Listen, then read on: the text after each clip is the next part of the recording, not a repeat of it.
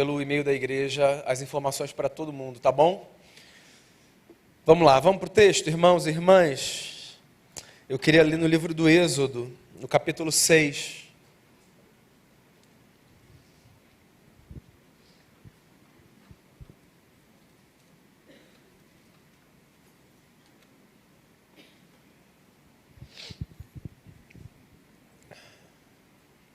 Eu vou ler do verso 1 até o verso 13. Livro do Êxodo, segundo livro das Escrituras. Diz assim a palavra do Senhor. Então o Senhor disse a Moisés, capítulo 6, verso 1. Agora você verá o que farei ao faraó. Por minha mão poderosa ele os deixará ir. Por minha mão poderosa ele os expulsará do seu país. Disse Deus ainda a Moisés, eu sou o Senhor, apareci a Abraão, a Isaque e a Jacó, como o Deus Todo-Poderoso. Mas pelo meu nome, o Senhor, não me revelei a eles. Depois estabeleci com eles a minha aliança para dar-lhes a terra de Canaã, terra onde viveram como estrangeiros. E agora ouvi o lamento dos israelitas, a quem os egípcios mantêm escravos, e lembrei-me da minha aliança. Por isso digo aos israelitas, eu sou o Senhor, eu os livrarei do trabalho imposto pelos egípcios, eu os libertarei da escravidão, e os resgatarei com braço forte e com poderosos atos de juízo. Eu os farei meu povo e serei o Deus de vocês. Então vocês saberão que eu sou o Senhor, o seu Deus, que os livra do trabalho imposto pelos egípcios. E os farei entrar na terra que com mão levantada jurei que daria a Abraão, a Isaque e a Jacó. Eu a daria a vocês como propriedade, eu sou o Senhor. Moisés declarou isso aos israelitas, mas eles não lhe deram ouvidos por causa da angústia e da cruel escravidão que sofriam. Então o Senhor ordenou a Moisés, vá dizer ao faraó, rei do Egito, que deixe os israelitas saírem do país. Moisés, porém, disse na presença do Senhor, se os israelitas não me dão ouvidos, como me ouvirá o faraó? Ainda mais que não tenho facilidade para falar. Mas o Senhor ordenou a Moisés e a Arão que dissessem aos israelitas e ao faraó, rei do Egito, que tinham ordem para tirar do Egito os israelitas. Essa é a palavra do Senhor. Eu queria fazer mais uma oração e a gente começa então a meditar no texto.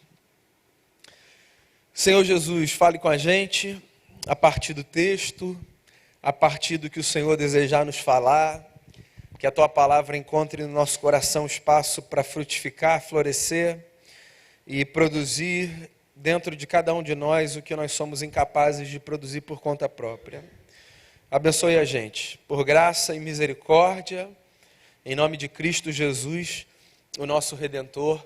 Amém.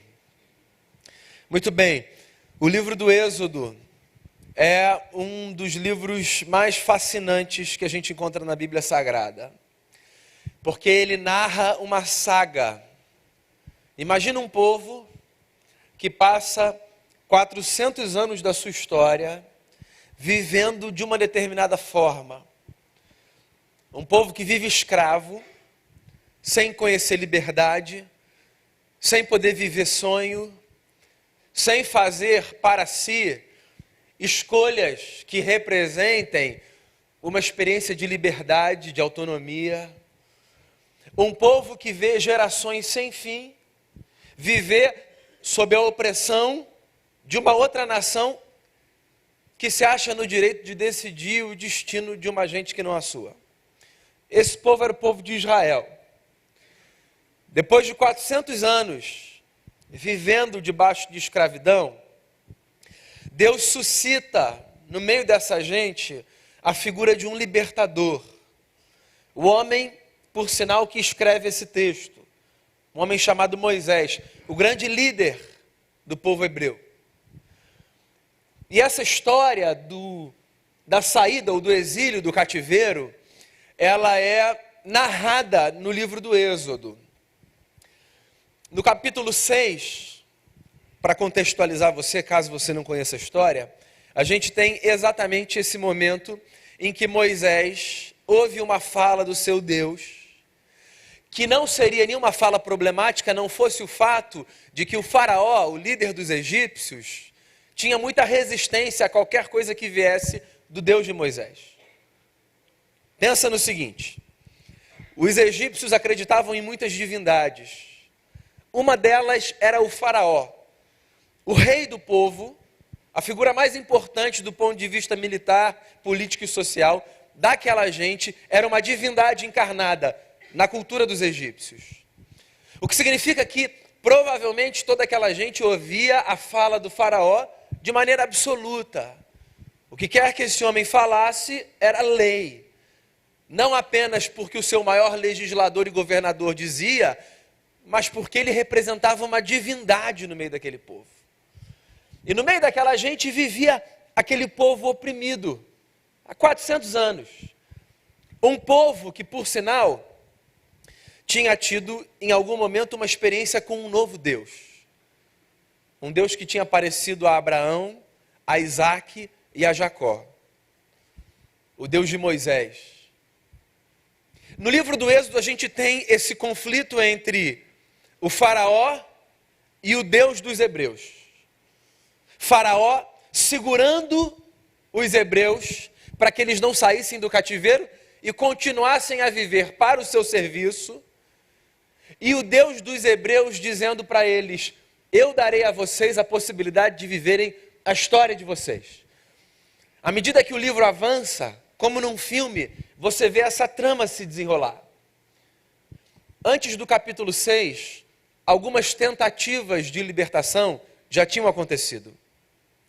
Os dois principais líderes do povo, para encurtar uma longa história, eram Moisés e Arão. E Moisés e Arão já tinham feito tentativas de suplicar a Faraó, em nome do seu Deus, para que Faraó deixasse o seu povo ir. Faraó não apenas não deixou o povo ir, como aumentou o trabalho daquela gente. E aí no capítulo 6, Deus aparece para Moisés mais uma vez e diz assim, Moisés, presta atenção. A partir de agora, a história do seu povo, do meu povo, vai se desenrolar de uma outra forma. Preste atenção, porque agora verdadeiramente vai começar a libertação dos meus filhos e das minhas filhas que estão no cativeiro. Esse é o capítulo 6. Uma fala de Deus a um homem que, se é homem como nós somos, penso eu, duvida entre crer e rejeitar. Só um parêntese, nós todos aqui somos gente de fé, imagino. Não estaremos aqui no domingo à noite se não fôssemos gente de fé, seja qual for o tamanho da nossa fé. Mas o fato de sermos gente de fé não significa na prática que nós acreditamos cabalmente em absolutamente tudo aquilo que o Deus a quem nós servimos nos diz. Verdade ou mentira? Do ponto de vista teórico, a gente acredita em tudo. Na Bíblia de capa a capa, nas promessas, nas doutrinas. Eu não estou falando do ponto de vista teórico, eu estou falando da prática do dia a dia. Quando uma tragédia acontece, a nossa fé é abalada. Quando crises surgem, a nossa fé é abalada. Quando respostas não nos são oferecidas, a nossa fé é abalada. Quando as circunstâncias fogem ao nosso controle, a nossa fé é abalada. A gente ouve Deus no coração, a gente lê Deus na Bíblia, a gente conversa com gente sábia, com gente santa. E não necessariamente a gente caminha da forma como a gente devia caminhar. Porque nós somos, todos nós, gente de coração vacilante. Sobretudo, meus amigos e amigas, quando a gente vive num cenário onde as notícias trágicas parecem, às vezes, serem maiores ou mais recorrentes do que as notícias boas. A gente passa a desacreditar.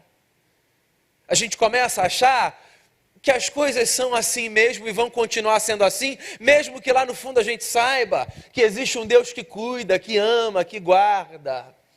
A verdade é que a gente, mesmo que a gente não confesse, mede Deus pelas circunstâncias. E aqui no capítulo 6 do livro do Êxodo, a gente tem uma fala de um Deus para um homem que, como a gente, provavelmente media Deus pelas circunstâncias. Deus chega para Moisés e diz: eu vou libertar vocês. Presta atenção. E aí, do verso 1 ao verso 13, a gente tem uma cena que se desenha a partir de 2 quadros. O primeiro quadro é o quadro de um Deus que entende de aliança. E o segundo quadro é o quadro de um povo que não entende de aliança. É a nossa história, para que fique muito claro. E eu não digo nossa, a história do nosso povo, dos nossos pais. É a nossa história. Existe um Deus a quem nós servimos que entende de aliança, e existimos nós, que ora entendemos, ora não fazemos ideia do que aliança significa. E olha só o que o texto diz. Deus então fala com Moisés e diz assim para Moisés: Moisés, eu apareci para Abraão, apareci para Isaque e apareci para Jacó como Deus Todo-Poderoso. Mas pelo meu nome, o Senhor, eu não lhes fui conhecido.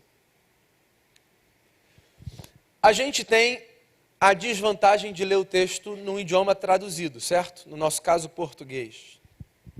O texto foi escrito num outro idioma, por uma outra gente. Nesse idioma no qual o texto foi escrito, existe um jogo de palavras que Deus utiliza e Moisés registra, que faz com que o profeta perceba na profundidade do teor da mensagem o que é que Deus queria ensinar ao seu coração. Basicamente, havia 2 expressões na história do Deus de Israel pela qual o Eterno era conhecido pelos seus filhos e filhas. Uma expressão era a expressão El, ou Elohim, que significava Deus de maneira genérica. Era a expressão que os hebreus usavam não apenas para falar da sua divindade, mas de qualquer outra divindade. Havia uma outra expressão que os hebreus usavam para se referir ao seu Deus, quando queriam se lembrar que o seu Deus era o Deus de aliança.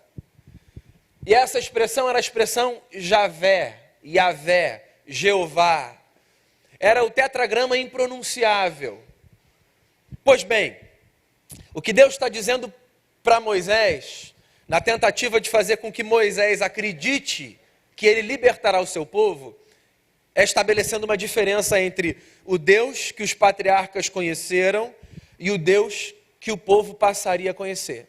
Deus diz assim: Moisés, Abraão, Isaque e Jacó conheceram Elohim. Agora, vocês, com essa libertação, vão descobrir quem é Javé. Parece só um jogo de palavras, né? Parece só uma brincadeira aqui, poética.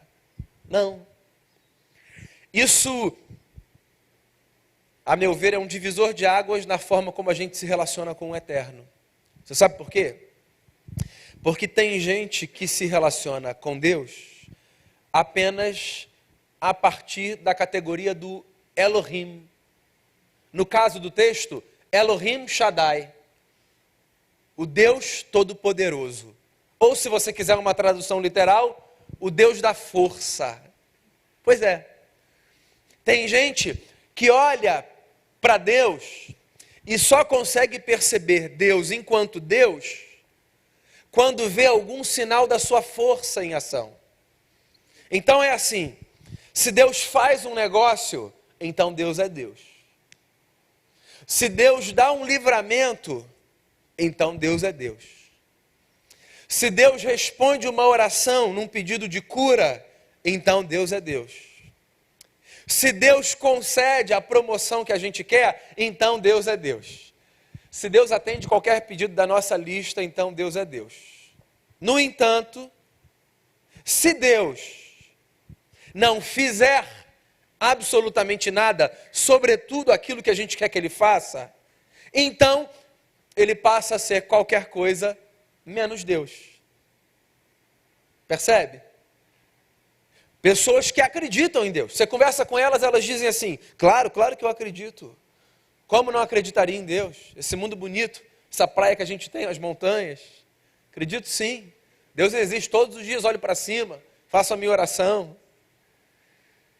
São pessoas que vivem a sua experiência de fé única e exclusivamente dentro dessa perspectiva de sustentarem uma relação com alguém que revela força.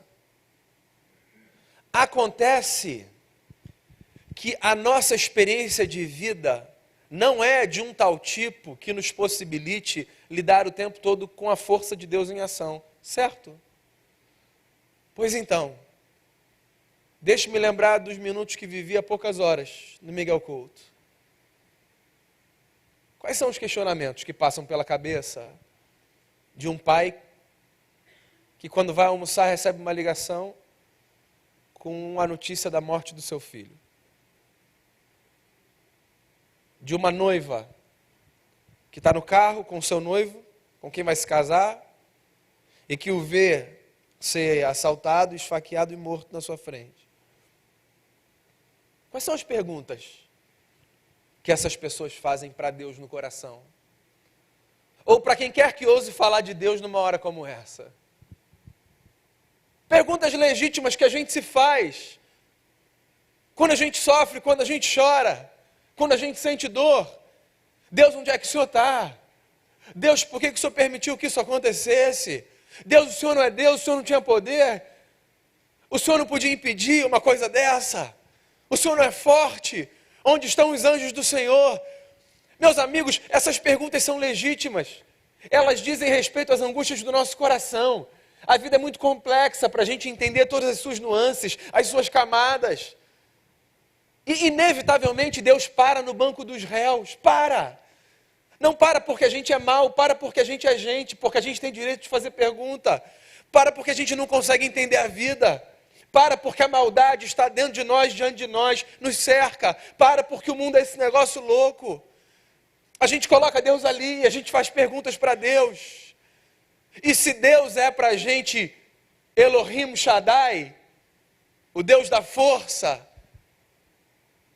a primeira vez que a gente se deparar com qualquer coisa que pareça fraqueza da parte do Eterno, vai aparecer um buraco no nosso chão, e a gente vai ser sugado, e a nossa vida vai acabar, porque a vida de ninguém se sustenta numa teologia arrumadinha, bonitinha, mas absolutamente falha, que tenta fazer a gente acreditar que a vida do sujeito de bem é uma vida blindada das tragédias. Abraão, olha só, hein? Moisés não diz assim, ó, o fulano, o Beltrano e o Cicrano. Ele diz assim, o Abraão, o Isaac e o Jacó. Quer que eu repita só para você entender de que eu estou falando? O Abraão, o Isaac e o Jacó. A família patriarcal conheceu Elohim Shaddai. Agora, Moisés, o meu povo, a partir daqui, vai conhecer Yahvé. É como se Deus estivesse dizendo o seguinte, sem depreciar, obviamente, a relação dos patriarcas. É como se o Eterno estivesse fazendo o seguinte, Moisés, deixa eu mostrar para vocês o que eu quero com vocês.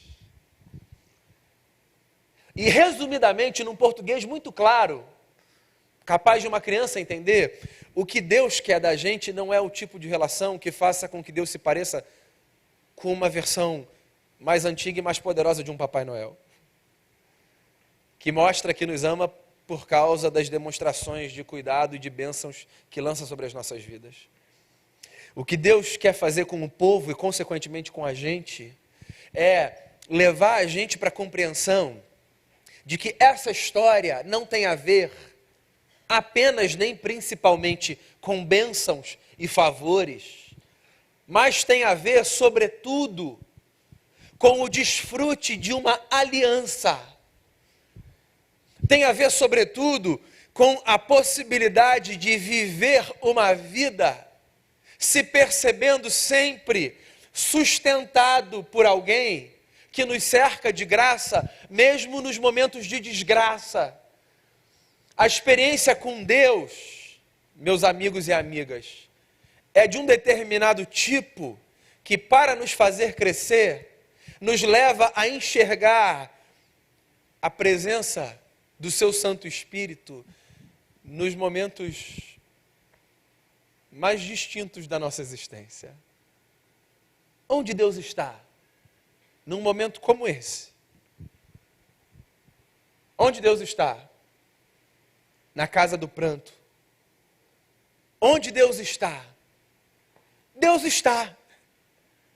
Está onde todos estamos. Está onde todos precisamos. Está onde não vemos a sua mão. Deus está onde não podemos contar as suas bênçãos. Deus está onde não conseguimos enumerar os seus favores, não por serem muitos, mas porque por alguma razão, em algum momento, se revelam poucos ou nenhum. Você lembra que entre o Antigo Testamento e o Novo Testamento, historicamente falando, houve um período que a gente chama de período interbíblico, que nada mais foi do que um período de silêncio da parte de Deus? Então, deixa eu perguntar para você, como é que a gente sustenta a nossa fé num período de silêncio da parte de Deus? Vamos lá, você está fazendo oração, você está fazendo os seus pedidos a Deus, você está praticando a sua fé, você lê a Bíblia, você ora, você jejua, você guarda disciplinas que a gente chama de disciplinas espirituais, você é generoso, você é fiel, você carrega os valores do Evangelho, você clama, você grita, você pede, Deus, fala comigo, e você só tem o barulho do grilo. Como é que se sustenta a nossa fé nessa hora?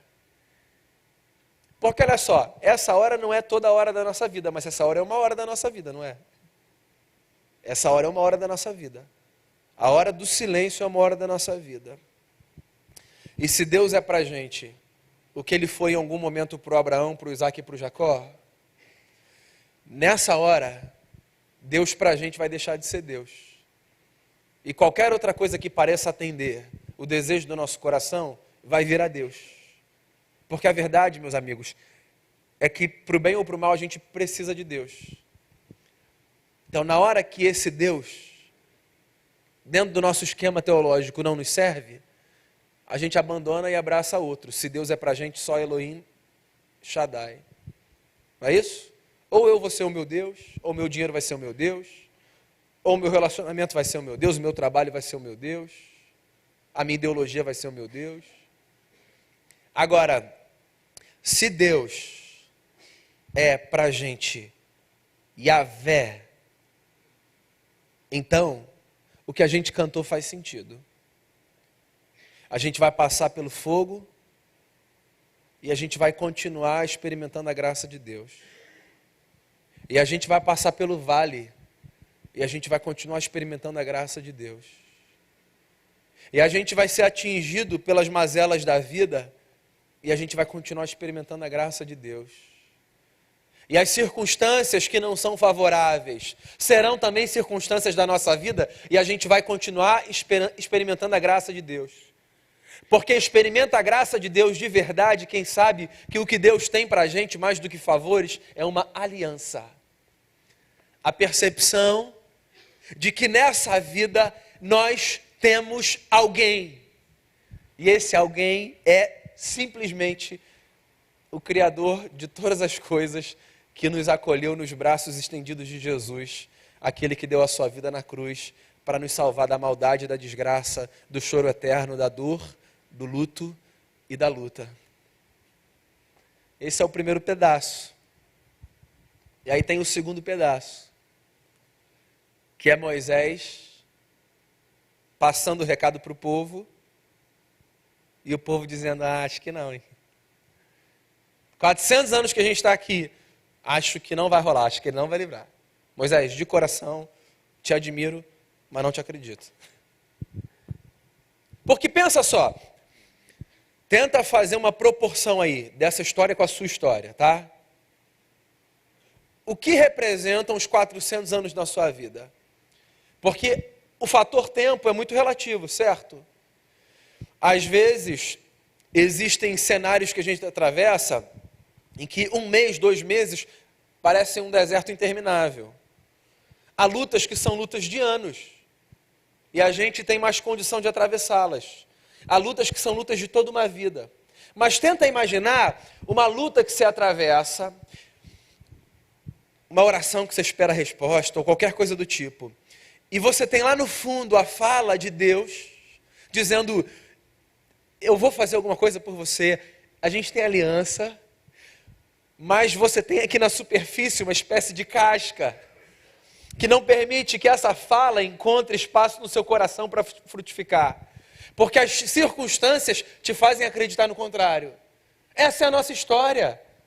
Por que essa é a nossa história? Porque diferente de Deus, Yahvé, nós não entendemos de aliança.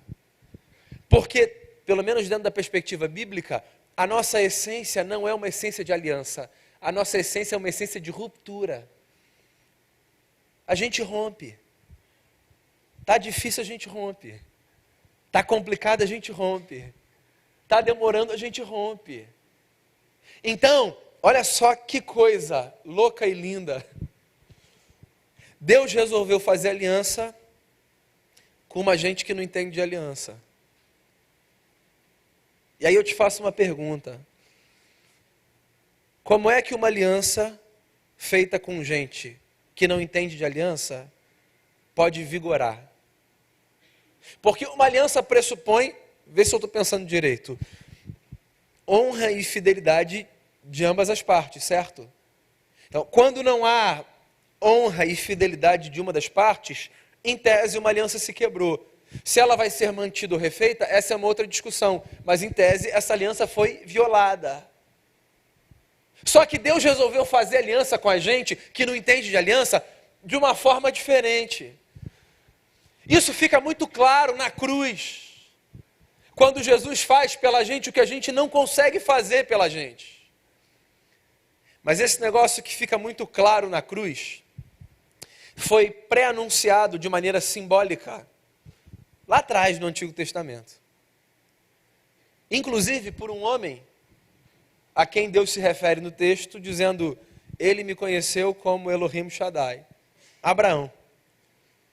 Quando Deus chama Abraão, um homem com quem Deus teve aliança, é evidente que sim. Deus chama Abraão, faz uma promessa, e de maneira litúrgica e ritualística, como os tratos eram feitos no mundo antigo, uma cerimônia chancela a aliança de Deus com Abraão.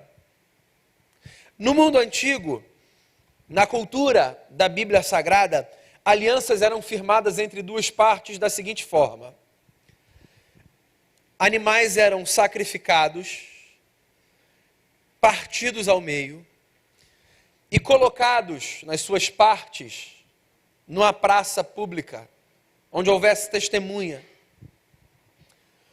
Ambas as partes que firmavam aliança naquele momento passavam por entre os animais partidos e dispostos ali. Era uma espécie de cartório. As testemunhas ali atestavam que ambos haviam passado por aquele cenário, confirmando então a aliança feita.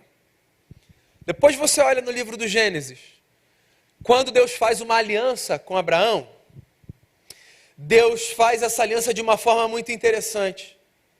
Porque o que Moisés diz no texto de Gênesis é que nessa aliança passa uma coluna de fogo, que dentro desse contexto da literatura judaica é uma representação da manifestação da presença de Deus. Ou seja, Deus passa, e depois Quando Abraão tem de passar, não é Abraão quem passa. Uma outra forma menor de tocha de fogo aparece e passa no lugar de Abraão. Você entende o ato dramatizado aqui? Deus passa por si, Deus passa por Abraão. Isso é um tipo, é um sinal que aponta para um negócio que acontece lá na frente da história. Na nossa aliança com Deus, Deus passa por Ele e Deus passa pela gente. Deus garante a sua parte e diz assim, ó, eu, Yahvé, cuido de vocês até o fim. E Deus garante a nossa parte. Quando Ele diz assim, eu, Jesus, paguei por vocês até o fim. Então, meus amigos, se a gente passar pelo vale, a gente vai passar pelo vale sabendo que Deus está com a gente. Se a gente passar pelo fogo, a gente vai passar pelo fogo sabendo que Deus está com a gente.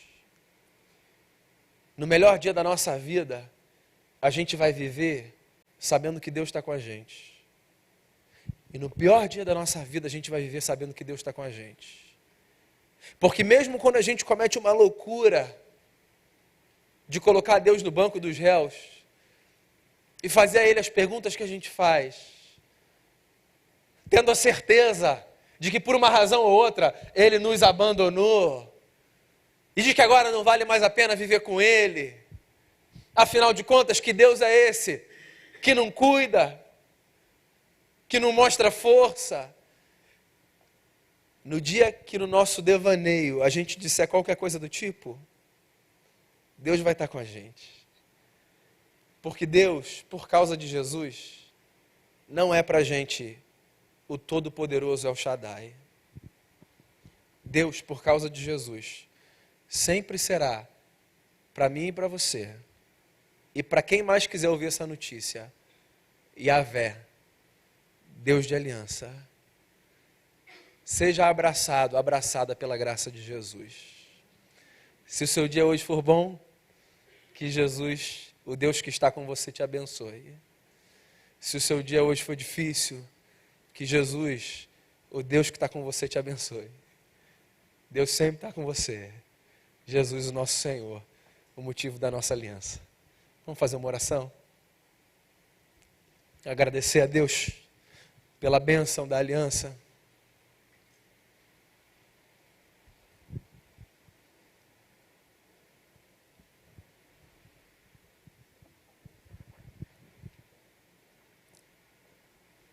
Agradecer porque Deus é bom e cuida da gente.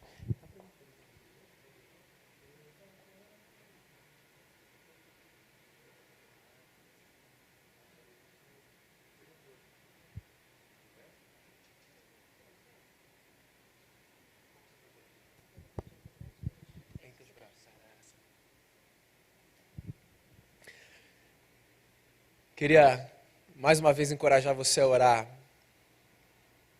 por aqueles que estão nessa noite na casa do luto.